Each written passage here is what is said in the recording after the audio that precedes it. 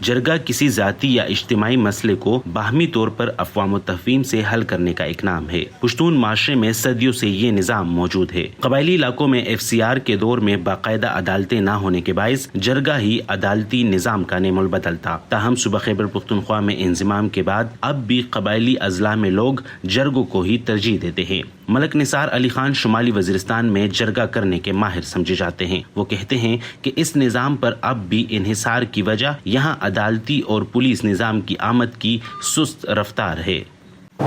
قبائلی اضلاع ہے، ہمارے پورے شمالی وزیرستان میں 2 وکیل ہے، 2 وہ کس کی وکالت کریں گے؟ لہٰذا نہ وہاں پہ وکالت وکیل کی سسٹم ابھی وہ ہے، اور نہ ہمارے شمالی وزیرستان میں عدالت کے لیے جو بلڈنگ بنایا گیا ہے، نہ کوئی سسٹم ابھی ہے۔ لہٰذا اکثر لوگ اپنی مسائل کو جرگے کے ذریعے حل کرتے ہیں۔ FCR قانون کے تحت قبائلی ایجنسیوں میں فرد واحد کے عمل کی سزا اس کے پورے قبیلے یا خاندان کو دی جاتی تھی۔ اس قانون کو اجتماعی ذمہ داری کہا جاتا تھا۔ جرگہ اب بھی اسی اصول کے تحت سزائیں دیتا ہے۔ اس طریقہ کار پر اگرچہ تنقید کی جاتی ہے، لیکن ملک نثار علی خان کہتے ہیں کہ اس سے جرگے کے لیے اپنے فیصلوں پر عمل درآمد کروانا ممکن ہو جاتا ہے۔ نہیں، اب ہمارا جو جوائنٹ سسٹم ہے ہمارا، بس یہ ہم جب آپ ہمارے بھائیوں کو، ہمارے رشتہ داروں کو تنگ کریں گے تو میں ٹھیک ہو جاتا ہوں۔ جب تک آپ یہ نہیں کریں گے تو وہ مسئلہ حل نہیں ہوتا ہے۔ لہٰذا وہ بھی کہتے ہیں کہ جب ہم اتنا جرم، اتنی بڑی سزا دی جا رہی ہے، لہٰذا اس بات کو ہم نے مان۔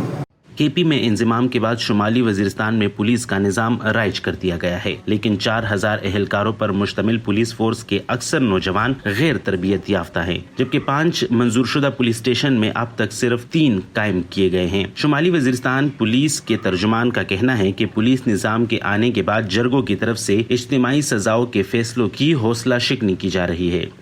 کیونکہ پہلے میں جو پولیس کے آنے سے پہلے یہاں پہ جب کوئی گاؤں میں کوئی مجرم ہو کرتا تھا تو پھر ان کے جو ہوتے تھے نا، کیا نام ہے، گھر ان کی شمس مار کرتے تھے۔